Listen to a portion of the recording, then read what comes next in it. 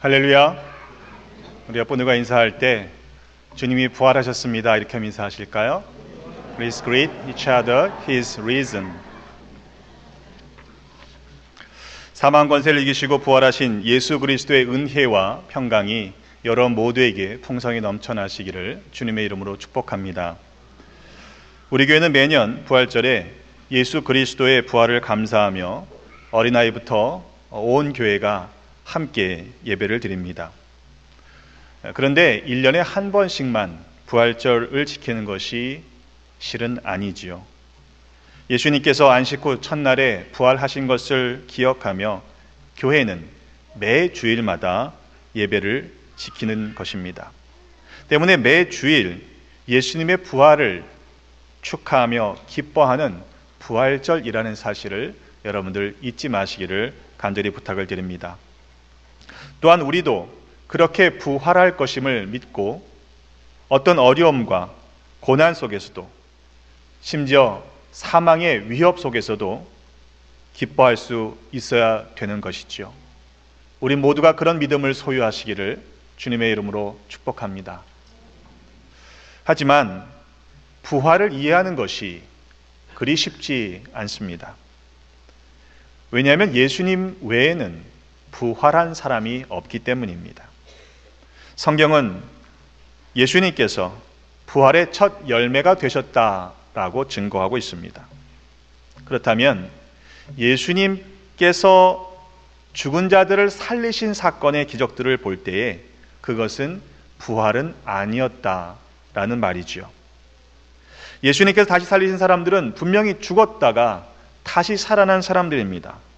하지만 그 살아남이 다시는 영원히 죽지 않는 부활의 몸은 아니었다는 것입니다. 때문에 그들도 언젠가는 죽었을 것입니다. 성경이 일부러 그 사실을 기록하지 않았을 뿐입니다. 예수님께서 돌아가실 때 성소의 휘장이 위로부터 아래로 찢어져 둘이 되었습니다. 땅이 진동합니다.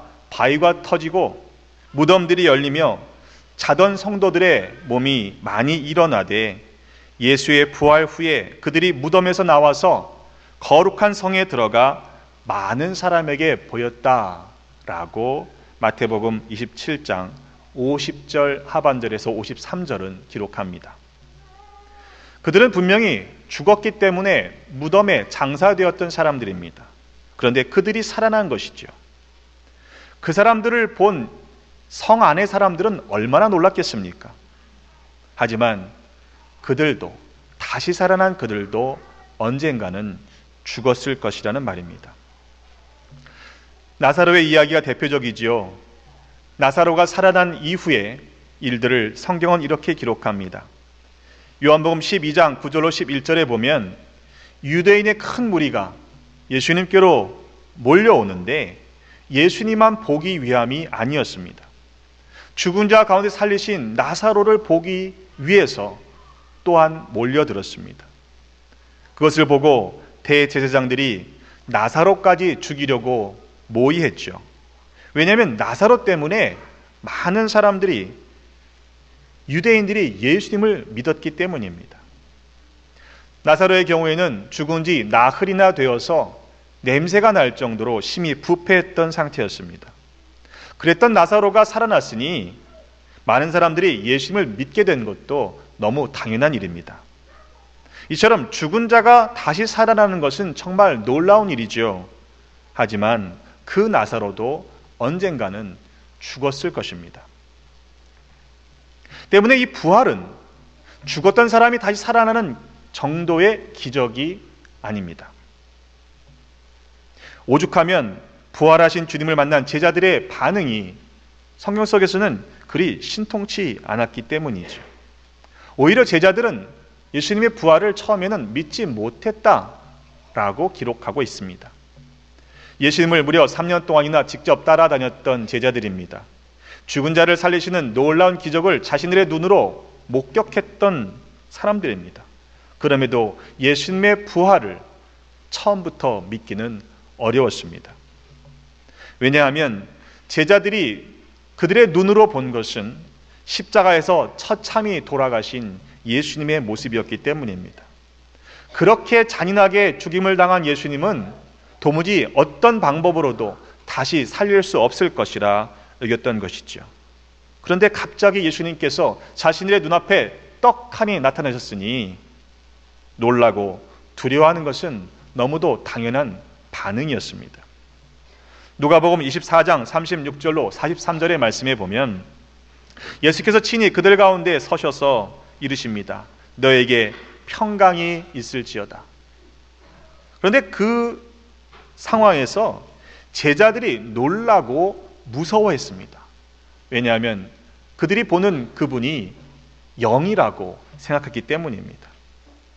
예수님께서 대답하시지요. 어찌하여 두려워하며 어찌하여 마음에 의심이 일어나느냐. 내 손과 발을 봐라. 또 나를 만져봐라. 영은 살과 뼈가 없지만 너희가 보는 바와 같이 나는 있느니라. 이 말씀을 하시고 손과 발을 보이셨지만 그들이 너무 기쁨으로 아직도 믿지 못하고 놀랍게 여겼다고 성경은 말씀합니다. 예수님은 더 나아가셔서 믿지 못하는 제자들에게 너희들 가운데 무슨 먹을 게 있느냐? 라고 물으시고 구운 생선 한 토막을 드리니 받으셔서 그들 앞에서 그 생선을 잡수셨습니다. 분명한 것은 부활의 몸은 영은 아니라는 것입니다. 살과 뼈가 있는 만져볼 수 있는 몸이지요. 음식도 먹을 수 있는 몸이라는 것입니다. 이 장면을 요한복음이 기록할 때는 제자들이 모여서 있던 그곳에 문이 닫혀 있었다라고 반복해서 쓰고 있습니다. 부활하신 주님이 닫혀진 문을 통과하셨다는 말입니다. 때문에 제자들의 경험과 상식으로는 도무지 믿을 수 없는 것이 어쩌면 당연한 것이었습니다. 마가복음 16장 12절에 말씀하기를 마가복음의 기자는 한마디로 부활하신 주님이 다른 모양이었다 기록합니다.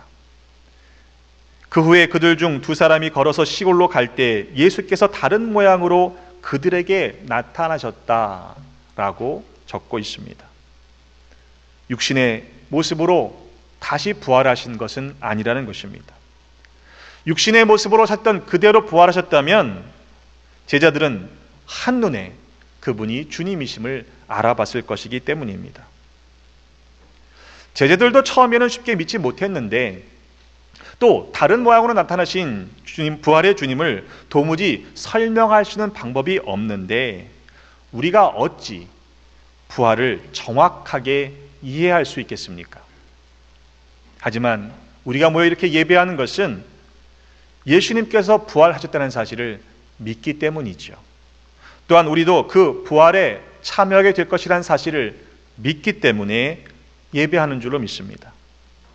요한복음 20장 29절의 말씀, 의심 많던 도마에게 하신 말씀을 기억하시죠.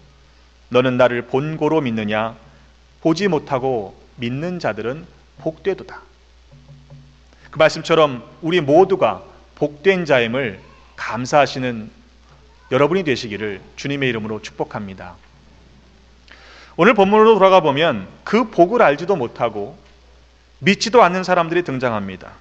아예 부활이 없다 하는 사두개인들이었습니다. 예수님께서 고난당하시고 사흘 만에 다시 살아나셔서 부활하실 것을 거듭거듭 제자들에게 말씀하셨음에도 불구하고 제자들조차 마음속에 그 사실을 담아두지 않던 때입니다. 그러니 사두개인들이야 더할 말이 없겠죠. 사두개인들이 부활에 대해서 물었던 것은 그 부활이 정말 무엇인지를 알고자 물었던 것이 아닙니다. 본문의 앞 뒤에 문맥을 보면 앞에는 바리새인들이 등장해서 예수의 말을 어떻게 올무를 걸리게 할까 상의했다고 했습니다. 말꼬리 잡으러 모여든 것입니다. 때문에 사두개인들도 역시 마찬가지로 예수님의 말꼬리를 잡으려고 그 질문을 던졌던 것입니다. 사두개인들이 그날 예수님께서 와서 묻습니다. 선생님, 모세가 일렀을 때 사람이 만일 자식이 없이 죽으면 그 동생이 그 아내에게 장가들어 형을 위하여 상속자를 세울지니라 하였나이다.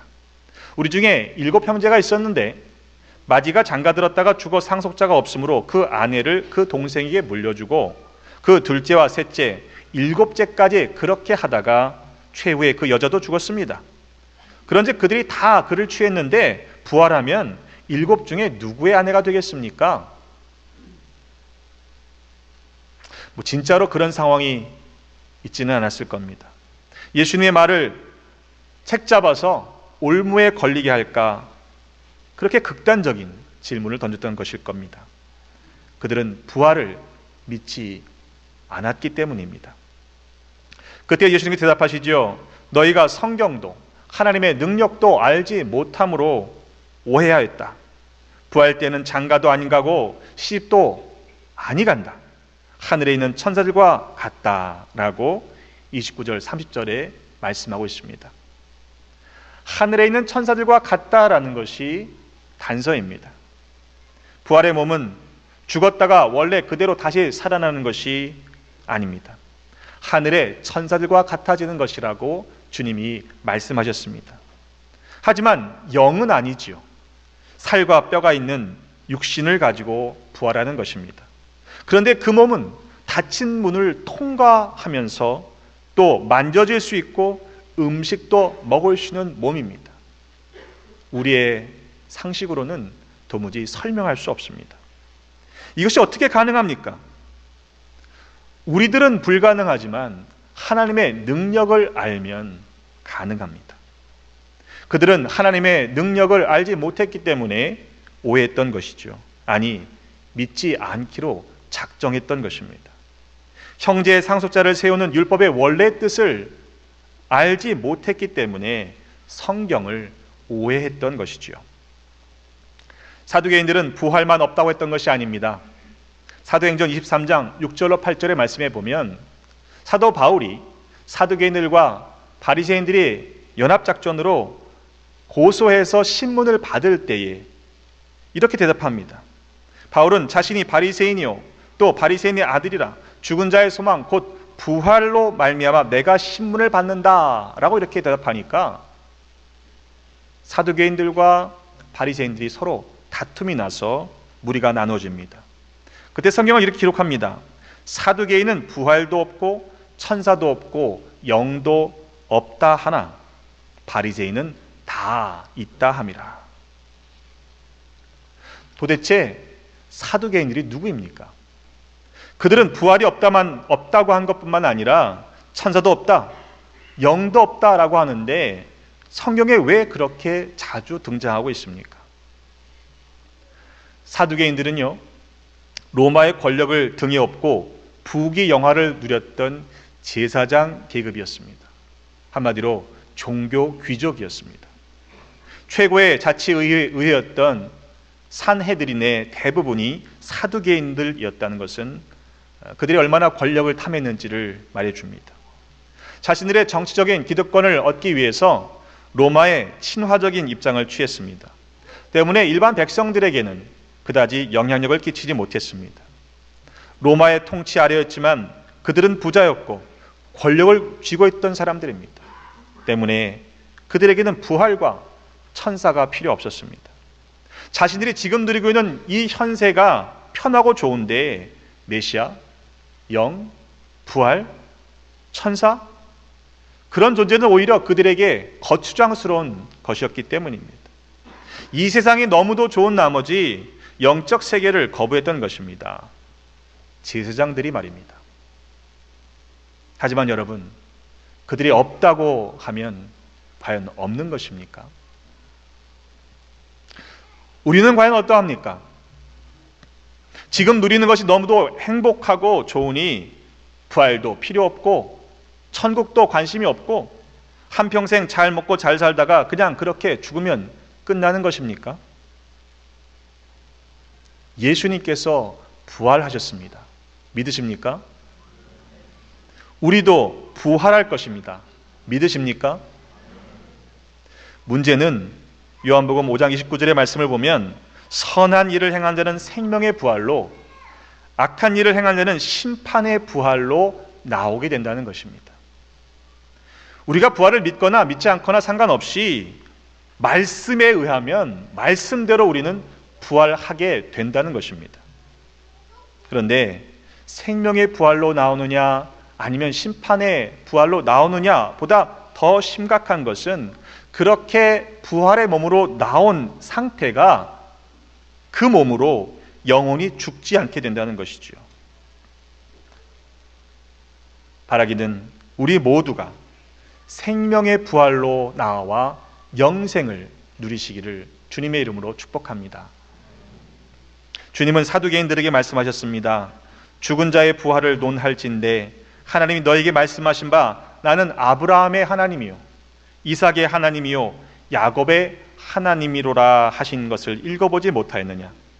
하나님은 죽은 자의 하나님이 아니요 살아있는 자의 하나님이시니라 이렇게 말씀했습니다. 아브라함과 이삭과 야곱의 하나님을 과거형의 시제로 사용하지 않고 현재형으로 그들의 하나님이심을 말씀하고 있는 것입니다. 여러분, 부활의 신앙을 갖고 살아가십시다. 살아있는 동안 우리가 누릴 수 있는 특권이요 또한 영생의 복을 누리게 되는 자들에게 약속하신 바 된 것입니다. 사도 바울은 로마서 6장 9절에 선포합니다. 이는 그리스도께서 죽은 자 가운데서 살아나셨음에 다시 죽지 아니하시고 사망이 다시 그를 주장하지 못할 줄을 알미로라. 바울은 부활하신 주님을 믿는 그 믿음 안에서 살았습니다. 때문에 죽음의 어떠한 위협 앞에서도 두려워하지 않고 복음을 전하는 사명자로 살았던 것입니다. 예수님께서도 부활에 대해서 말씀하셨지요. 요한복음 11장 25절로 26절의 말씀에 보면 나는 부활이요 생명이니 나를 믿는 자는 죽어도 살겠고 살아서 나를 믿는 자는 영원히 죽지 아니하리니 이것을 네가 믿느냐? 이렇게 물으셨습니다. 부활하신 주님이 지금 우리에게 물으십니다. 이것을 네가 믿느냐? 부활의 때에 천사들과 같이 될 것을 믿느냐? 다시 죽지 않고 사망이 다시 주장하지 못하는 생명의 부활로 너희들이 나올 것을 믿느냐?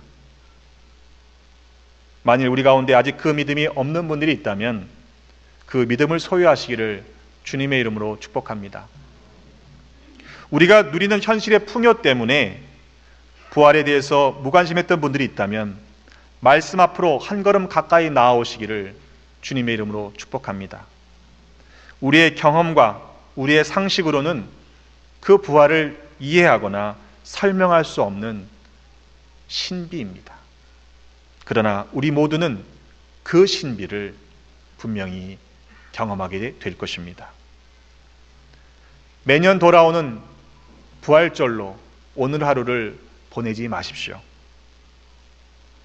아직도 현실의 풍요에 안주하고 상식과 경험 안에 갇혀있는 죽어져가는 영혼들에게 부활하신 주님을 증거하는 복된 날로 살아가시기를 주님의 이름으로 부탁을 드립니다.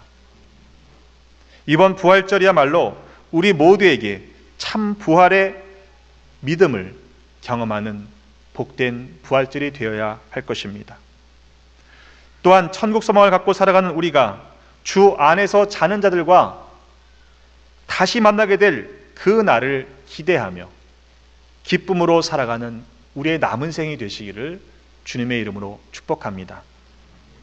우리가 부활하게 될 때에는 천사들과 같이 될 것입니다. 이것을 너희가 믿느냐? 아멘. 기도하겠습니다. 생명을 주관하시는 하나님, 독생자 아들을 내어주시기까지 우리를 사랑하셨음에 감사드립니다. 또한 예수님을 사망 가운데 두지 않으시고 부활하게 하셔서 우리로 하여금 부활의 믿음을 갖고 살게 하시니 감사드립니다.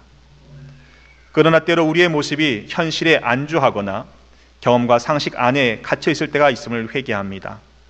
이후로는 참 부활의 믿음 안에 살면서 더 이상 사망 권세에 눌려 살지 않도록 우리를 인도하여 주옵소서. Heavenly Father, thank you for your loving us so much that you gave us to your Son only Son. You didn't leave Jesus in the tomb, but resurrected him, so that we could have faith in the resurrection. We confess that at times we found comfort in our current lives and our own understanding. From now, let us live with steady faith in the resurrection, no longer suppressed by the fear of death.